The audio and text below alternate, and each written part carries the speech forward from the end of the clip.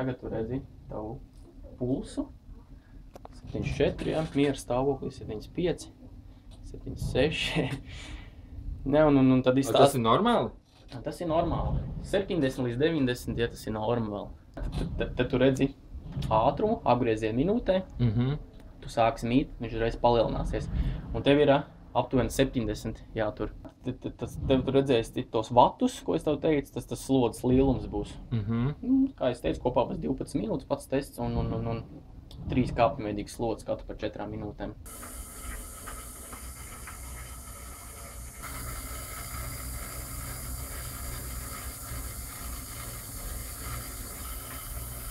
Nu jā, kā redzam, tagad ir otrā slodze, 170 vati. Kā redzam, puls ir pagaidām 118.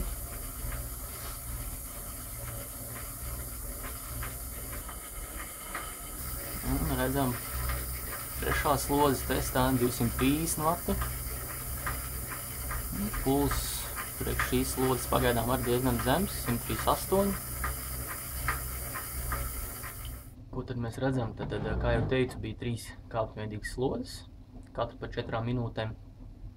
Pirmā bija 120, puls fiksēja 105, otrā 170, puls fiksēja 123, pēdējo uzliku 230, puls fiksēja 143.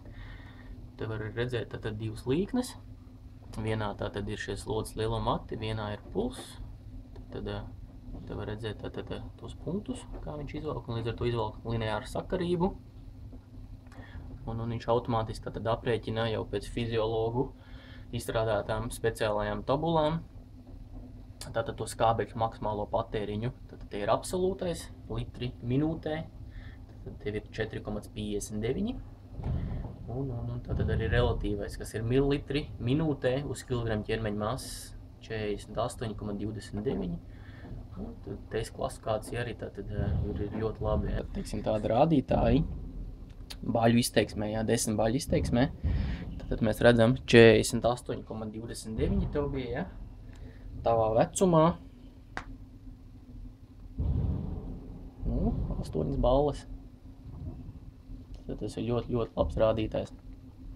Domāju pie pareizas mēneša, 2 mēnešu programmas bez problēmām uz 10 ballēm varētu.